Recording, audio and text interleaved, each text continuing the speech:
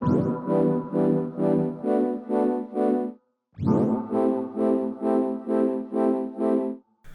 and welcome back to Teach Us to Pray. This season we are going age to age through the demographics of our church and the people of our church. I have the awesome opportunity to sit down with my friend Jake and Stephanie, and we are talking about some of that older demographic, the older people in our church that we look to for wisdom and experience, and we also want to reach with the gospel. And so thank you guys for being here. You guys are both faithfully doing that and have been doing that for years. But I know you guys have specifically a lot going into the elderly care homes, and that's how we're reaching some of the older people in their twilight years to really reach them for the gospel, disciple them, care for them, and encourage them, and them encourage us as well. But it's a big group of people that we have at our church that represent all those different groups, and we want to be pointing them towards prayer and also praying for them. And so how do we do that, Jake and Stephanie? Thank you for being here and sharing your hearts and sharing your expertise in that, because that's our hope with this, is to share how can we be praying for these people? What do they need prayer for? And then, Lord, how should they be praying? How should they be posturing their life of prayer as well? And how can we encourage that? So those are the questions on the table today that we want to go over. But yeah, opening thoughts on that. Like, where are you guys seeing that? Where are you experiencing that? Oh, I think the first thing I would say is just that, like you said, there's people ranging from kind of getting toward retirement years, toward being in a nursing home. And I think it's important to remember that there's things that both the people that are in a nursing home or something can be praying about right now, their reality, but also even as you're preparing for that season of life, praying for both the people in those places, but preparing yourself for the reality of that life changes. And we're aging. Yeah, I mean, my life at 20 is a lot different than it is at 42. I just turned 42. Congratulations. And then it's going to be different. Yeah, thank you. I made it. Level 42. Yeah, it's going to be different at 62. Yeah, and it's going to be very different at 82. And just knowing that we got to keep praying for each other at all of those stages. Yeah. Oh, that's good. So with that in mind, how could we be praying for, like, maybe we'll just start with that question, because I think that's, you guys have already been discussing that. You guys have already doing that every week when you go into the homes and caring for them, doing Bible studies. And how should we be praying? What's your survey of that group when you're going in? Like, how can we be, as a church, praying for those people? Yeah. Well, I see that there's I kind of break it down into three different groups when we go into the place. There's those who don't know Jesus at all. Yeah. And there's a common theme in all of in the place. There's a lot of them, obviously they're in there because they can no longer take care of themselves. Right. And so either they've decided that, or a family member has decided that. Yeah. And so often they're in there against their will sometimes. And so they've lost basically everything that they've known in their life. They've had to leave their home that they've been in for 60 years. They're away from their spouse for the first time in 60 years, or they're recently widowed, and their body's breaking down maybe for the first time in their life. Maybe their mind is going. And so they have all these major life changes, which is hard for anyone. I'm not great at change. I'll just admit that. So I can't imagine as I get older that I'm going to be better at it. Right. And so it's just an overhaul of their entire life all at once. Yeah. And not only that, but when it is a physical health issue, you're dealing with that day in and day out. And so it's physical pain. It may be they're in rehab and they're really going through this. And so with these three different groups that I see, there's those who don't know Jesus at all. Yeah. And so they're dealing with this without any true hope. Yeah. I mean, what is the hope, And so for that group, it's obviously to share the gospel. Yeah. To share that there is hope through Jesus Christ, that he can be there to comfort you. He can be there to help you. Not only that, but there is life beyond this. There is heaven waiting for you. Well, and that's a great prayer point for our people listening. Is like, you need to be praying that these people in the older ages need to come to Jesus still. Like that, it's not they did it in their teens or something. Like there's still people that haven't heard the gospel and they need that. So also to pray that whether they're our neighbor or in a rest home or a person in our church who is not in a rest home, that that we can pray that somebody, God will lead and guide and direct somebody into their path, or multiple somebodies, whether it's in a rest home where we do a service or something, or somebody who goes and sits with their next door neighbor once a week or every night, or whether it's even your own family that maybe you don't talk to as much as you should, or that you like to, Of course. And so praying that both that we would be guided to do that as people, but also that these people would have these people wrap their arms around them. Okay, so that's one group of people. What are the other two that you see? And so the second one are those who know Jesus, but they're going through this whirlwind of stuff, of hard trials and things, but they are struggling with all of these things. Their faith may be tested, so they're asking, why, God? They're asking, why am I still here? Like they're feeling worthless. They're feeling hopeless. Is there a sense of aloneness in these places as well too? Yes, very much. Often, like if they do have family members, sometimes they're coming maybe once a week. Sometimes their family rocks. Their family is awesome, and they're coming like as often as they can. And I've seen a wife that she would put her walker into a taxi and come every single day to see her husband. Wow, that's awesome. When I was visiting my grandpa every sweet, night. And so you have like that going on, but then you have others who they don't get a visitor ever. Like the volunteers that come in, like they're the ones that they see. So that's part of that struggle of change, is just less time with the loved ones that you have in your life. Less time with loved ones. Maybe no one left. Like they may be the last one in their family. They may not have a spouse. And so just loneliness, and they're questioning, like maybe they have faith, but they're questioning God. Like maybe they don't have a solid foundation. And so when that trial comes, they're like, why did this happen to me? And so they're asking those real deep questions. And so for those guys, just pointing them back to Jesus, just encouraging them and pointing them back to Jesus. And, so helping pray, praying for that group, then, if I'm trying to bullet down your thought a little bit, but like praying for that group that they would continue in the faith and be encouraged in the faith. And that there would probably be people come alongside to help do that, right? Yeah, I'd say prayer for community for them as well. Okay, there we go. Because that's a better way to say it. What happens is we talk so much about community for our kids, being with other kids. For ourselves, we do community groups and stuff. There aren't community groups for these people. So whether it's a Bible study in a rest home, or whether it's praying for the families to be convicted, or for other people to come along, because what happens is some of these people, when their families, sometimes they kind of drop these people off, and then they don't come back very often. So the only people they see are nurses ever. And so what happens is that can start to we are created to have community. And just because you're 80 years old doesn't mean, I don't need community anymore. No. So what we see is people crave that, whether it's through a group of some kind, or whether it's even through the friends that they have in their rest home or whatever else. So I think prayer that just God would give these people community. Because if not, they're isolated, and we see how that kind of goes. It doesn't help anybody. So. Okay. Third group. What's the third group you noticed? And so the third group are the ones they're going strong. Like so they're the ones you're going to go in the nursing home, and they're the ones that are going to minister to you. They're preaching to you. How can they pray for you? They're the ones that are that doing the work in there. Like that's their mission field. That's cool. And it's amazing.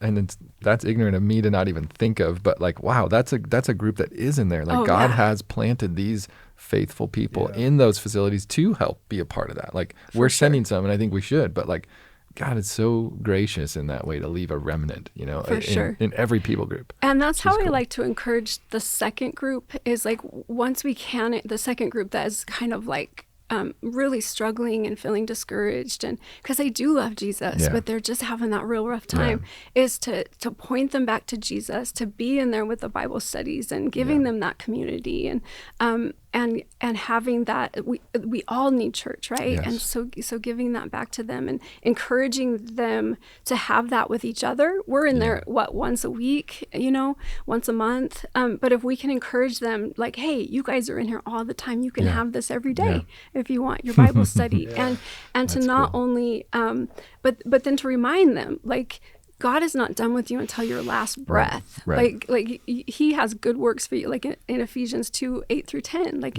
how it says that we're his workmanship. Amen. And that God has good works for us to walk in. And that's not just for young people or middle-aged people, but that's for us until all the way. Even if we're this is what God has taught me. I have health problems, and there's days I can't get out of bed. Yeah. And I used to feel worthless because of that, because I couldn't go and I couldn't achieve. Couldn't do something. Yeah, I couldn't do. But now I know my worth because of Jesus, and I know even in bed, I can pray. Yeah. And that's huge. It's powerful. And so I like to encourage them that is work. Like, hey, even if it's in an in-bed day today, like you have prayer, you can pray, and that is huge, and God can use you in such beautiful ways. I love that. And sorry, go ahead. That's okay. So if we can encourage all of them, the new believers, the ones that are coming around and questioning, but encourage them, you are not done, and this can be your mission field. And it's not what you thought your end of life would be, but look where God has you. Yeah. There is brokenness in here, and I love that. Yeah, because you're almost pivoting to our next question, anyway. So, but I love that because we want to pray for that group that is faithful and strong to continue to be a light, continue to reach that demographic that they're in. Yeah. And then you're also pivoting to saying like, hey, but like prayer is the key. Like, so as we think about like, how should they be praying? Well, shoot, they're in the mission field. So they should be praying for the harvest that they're in, and like, and making that like, I can't get out of bed because I don't physically feel good kind of mentality of like, but prayer is such a work that we need to ascribe to from day one. Mm-hmm. But man, like in that, especially in that situation, like you shared your own physical ailments, like that is something that God has given us as a tool to work, like to do good work in. And so like, man, that older demographic that might be feeling like that might be in that category, even though they're strong in the faith, they feel like they can't do something. Yeah. Man, prayer is like such an invitation that God has given us. We try not to like pull any punches when we're in these places. Like we teach a lot of, I do a weekly service, and we do a little short, Bible study type thing. And we talk about a lot of the same stuff that we're talking about in church here. Sure. It's not just about, someday we're going to be in heaven. That's great. Sometimes we talk about that. But like Stephanie was saying, their journey's not over. And we talk all the time about, look, reality is you have a lot of time to pray. Yeah. A lot of these people, they're in wheelchairs. They have very little to do with their time. But they can read. Yeah. There's a lot of TV. There's a lot of things like that. And we talk about like, if you could carve out 45 minutes every day to pray out of these 14 hours you have to kick around with, or whatever it is, it could be really powerful. And so we could do that at my age too. Of course. I mean, it's convicting as you say that. I'm like, wait, I could find 45 minutes too, probably. But I mean, they have a lot of time and to read the Bible and to keep reminding themselves of these things we're talking about. I love that. No, that's okay. So those three groups, I love that. And just being aware of them, and especially I know in the homes you're saying specifically, but in our society that's the same. And so yes, like those are things we need to be praying for, those different groups of people. I think of one even like in our church, just that I guess the ones that are solid in the faith here in the church, like, I think of them and like, man, how could we be praying for them? And I guess my heart is always that they would turn around and pour into the group behind them because of their experience, because of their wisdom. And they're not in these homes yet. And so like, God, what do you want to do with them? So that's a prayer I think of sometimes. I'm like, how could they be more involved or helping and mentoring and, coaching and just caring for the younger group below us? That's a prayer I always think of. I'm like, how could we connect these people to the church or even into the care homes or whatever, where they can still be so impactful, like because of what the experiences God has given them or taking them through, So I always think of that group too. So just making sure we don't exclude that. They're such a vital part of our church still.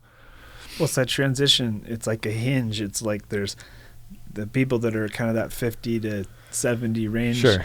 They just came out of, having kids in the house, stuff like that. Empty nesters and right. And they're in a transition like all of us are all the time, but they're also thinking about, what's life maybe going to be like 30, 20 years from now and stuff. And I think there is a lot to go both ways to pour into the lives of the kids and the young marrieds and stuff like that, and all the stuff I've already learned, but also to make sure that you're feeding your own, with that knowledge, you're feeding yourself that information, saying like, you know, am I going to be able to walk this walk in 20 years when I'm telling everybody that, you know, have hope, have courage, have peace? What's that look like when your body isn't functioning? I'll give a very quick thing about this, just that we could all pray for ourselves to just have that foundation of hope no matter what happens, because we put our identity is such a big term right now, and for good reason, but we think about it like our kids and stuff, or you know, in the sexual realm or things like that, different ways, or our job. And what happens is, you know, you'll meet people in like a nursing home that they built their own house with their own hands. They ran a big business that had 100 people reported. I've met these people. And often what I find is, particularly among the men, it's the hardest to get them to come do something with us in a rest home. Almost always the hardest. Because I think a lot of times what the reality is that they, you know, maybe erroneously in their younger years, they built their whole identity around what they can accomplish and what they do. And when that starts to go away, it's like an athlete. Sometimes a 25-year-old athlete will blow out their ACL or something like that. And now that's done, and they have to come to grips with who they are. What am I going to do now? I'm not an athlete. I'm Connor, or whatever my name is. I don't know why I said Connor. Good Irish name. but when you're, you know, when you've been used to just being this Superman, that I'm the grandpa and the dad that everybody looks up to, and now some of these people can't do their normal day-to-day activities by themselves. I'm talking about anything. Yeah, I'm sure that's a very defeating thought to stew in and have to sit in, and that would be frustrating. I could see that. But in these trials and struggles that they are going through, and in that exactly what you're talking about, that we hear that all the time. Like I hear it all the time, and I'm sure you do too, where they say I'm worthless, or why am I here? I hear that a lot. Why am I still here? And it's hard. It's really hard to hear, but I see it as an opportunity for God to come in, because they're not only feeling that way, but they're seeing death all around them. And when you are in that spot, you can't help but think of heaven and hell, I would imagine. And even if you've kept God at a distance your whole life, I've seen the hardest of hearts who have been so mean to me, not because of me, but because of Jesus. I can't imagine someone being mean to you. Oh yeah, so bad, Noah. And this one lady in particular would have nothing to do with me, and would let me know, let me know it was because of church. And she's like, and she would just glare at me and everything else, and it went on for a year. And then one day she was looking at the fish tank, and I went up and I was looking at him with her, and we were talking about the fish, and she's just like, I'm mad at God. And I'm like, I've been mad at God. What are you mad about? And she opened up and she started telling me she had this real rough life, and lost her husband, lost her best friend to a car wreck, and just had beef with God. And but it opened that window, and so it was a year of just like him up here, you know. She just had him at a distance. That's so cool, because you were there, and it wasn't they were there once. It was that you were just continuing to be there. So you became this maybe annoying thing to her for a certain extent, but like then you became familiar enough that she was like, you know what, I'm going to tell this lady I'm mad at God. She was watching, like, cool. And that's the thing about these places. They see you play, not just in for the Bible study, but playing a card. She would come play cards with us. We had a running card game after the Bible study, and just stuff like that. And so it's just loving on them. It's being consistent, but it's also just being there to hug them, to hold their hands. Sometimes, like Jake was saying, the only contact they get is with a nurse changing their diaper at times, or doing a medical procedure on them. And that's just more of the humiliating things that they have to go through at that stage. So that's not being a positive thing in their life. It's not really edifying, even if the nurse is great. You know? Sure. But it's that it is the trial, and it is the hard thing that does open their heart at times. And Okay. and so just like as far as prayer, like Yeah. it is really hard, but what they're going through, but at the same time, just pray for for God to open their hearts to him during that rough time, because the trials, they do, when we surrender to him, they do bring us close to him. They they do help us. And the ones who are keeping him at that distance, with all that they are going through, they're, because it is so hard and because they see death all around, I know that they are thinking about it, that eternity is right there for them. And so it is like Jake says it a lot, it's like low hanging fruit, it's like, it's just, it's such an opportunity for us to just go in, show love, and preach the gospel, and hearts are coming to know him. And I think I would just add to that, we need to pray, whether you're 15 or you're 25 or 45 or 65. Sure. We need to pray that we're not just showing love to the people that agree with us. Sure. That's not what the Bible said. Sure. We do that a lot, whether it's with politics or something else. There's a lot of stuff, sports. It's easy. Where we just we're really loving to the people that believe exactly what we believe. Yeah. But we go in these places, there's a lot of people from the LDS faith, different stuff religions, like that. backgrounds. And what you could very easily do is I'm here for my Bible study.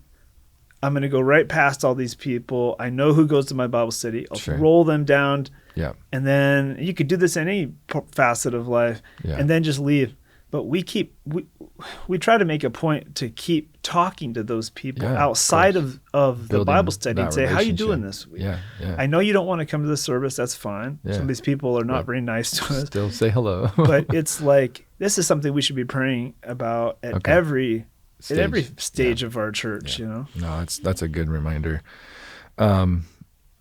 I mean, I'm trying to think of how we close this, because there's so many stories I know we could keep telling, but you mentioned Matthew 9 and about the harvest, and there's this ripe harvest there in these groups. And I know you mentioned James about the widows and the orphans, right? And that's pure and undefiled religion. And we were talking earlier, and you said it seems out of balance, I guess is the best way to put it, right? Yeah. Our heartstrings are pulled for kids and orphans to care and want to support them, and I think that's great. That's great. Yeah, but there's this other group that seems to be a little more unseen, and you're saying that the harvest is ripe, and man, maybe that's our challenge that we pose to everybody. And again, in these postures of wanting to keep praying for these groups, and I think you guys have all given awesome examples of how we should be praying for them, and that they should be, praying as well. And so we want to keep encouraging them to be praying people and to be a part of that. But maybe that is more of a challenge in a more practical sense, the orthopraxy versus the orthodox. We all know that, yes, pure and undefiled religion is to care for widows and orphans, but the praxy part of it, to actually do it, that's the challenge probably maybe with this specific topic is can we be people that are going in, and can we be people that are looking for that group in our daily life, to be an aid or to be praying for them or caring for them. That at least in my heart when we're talking, that seems to be the challenge here is that how are we doing to reach that group? Because I think people are living longer than they ever have. Yeah. So it makes a lot of sense. I mean, there's way more, for instance, as example, nursing homes that most people understand. Right. Yeah. If you actually looked them up and Google mapped it, they're everywhere. Oh yeah. Because science is helping people live longer and stuff. But it's also the people in your neighborhood, in your community group. Who can we reach out to in our neighborhood who lives by themselves and see, how can I support you, whether you're a Christian or not? How do we support that person? And I think that, and you spoke about community earlier, them having community, but I think all of us having community in a larger demographic of ages is really healthy for the young to be with the old, and the old to be with the kids, and and the mixing of that, I think, is what's beautiful. I think that's why God created families ultimately, is that we'd all do that together. But we live in a society that's a little more compartmentalized, and so how do we bring that back together? that's a challenge, but maybe that's a challenge we leave people with to say, hey, how are you doing that? How are you inviting all these different ages together? Because I think that's beautiful. That's kingdom. I think God's kingdom, when we see those all serving and working together and caring for one another. I have a story. I don't know if you want us Close to close with story, this or whatever. I think it puts a little bit of a bow on the need that's here and the importance of community and people, what we're talking about. Yeah. So there's a lady that in that group 3 that I met with for years in the rest home that I go to, and she's a wonderful Christian. She'd had a hard life. She'd lost her husband way before I knew her. Yeah. And she had one child who died at 18 in a rafting accident right before his freshman year of college. And I'm meeting her like 40, 50 years later, you know, and she's an incredible lady. She would do exercises she was in a wheelchair, and in her bed, she would flex and things to try to like stay strong. Sure. Cool. And I would come every week and I would just do like a 5-minute, it wasn't anything great thing I was doing, 5-10 minute thing with her. Yeah. We'd read some Bible verses and stuff. Yeah. And, you know, I started taking her, I don't know if they would let me do this now after COVID and all that, but I would, for holidays, I'd put her in my car, take her wheelchair with me, and take her to my extended family here in Boise to like Thanksgiving and stuff. Yeah. And I was taking her back from Thanksgiving one day, and she hadn't said a word the whole time that she was with us, and I couldn't even tell if she was having a good time. I didn't know if it mattered. Is what I'm doing matter? You know, does it matter to these people? Does it matter to have community? And I was driving her home, and she'd gotten to see my little kids running around and all this, and I thought it was a pretty cool time. But she seemed like she just was very quiet, and I was driving her home, and I said, "Are you okay? Like, what's going on?" And she said, make sure I don't start crying here. She said, that was the best day I've had in decades. And awesome. I'm going to cry. So like, wow. Again, it has nothing to do with me. I didn't know it was that big a deal, but there's people like this everywhere. Yeah. It's in a nursing home. It's next door to you. Yeah. It's in our church. It's the person that you've seen in the lobby 20 times, but you've never talked to them, and they're older, and you're not sure what their situation is. So never stop reaching. No, I love that, Jake. You know. Okay. Thank you. No, I think that was a perfect way to end. So Twilight Hope is the ministry that we're doing out of our church. I also know we have Craft for Kids, which is, we've already said, the low-hanging fruit kind of things. Bring your kids, bring your family, and just go love on these people and let them, like you said, be a part of your family, like in a way. And so want to point you guys to those resources and opportunities that we have to connect. And thank you guys for listening today.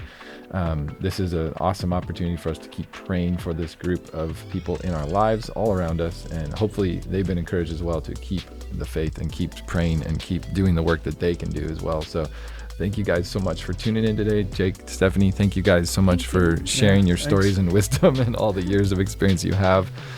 This was a blessing, and we'll talk to you guys soon.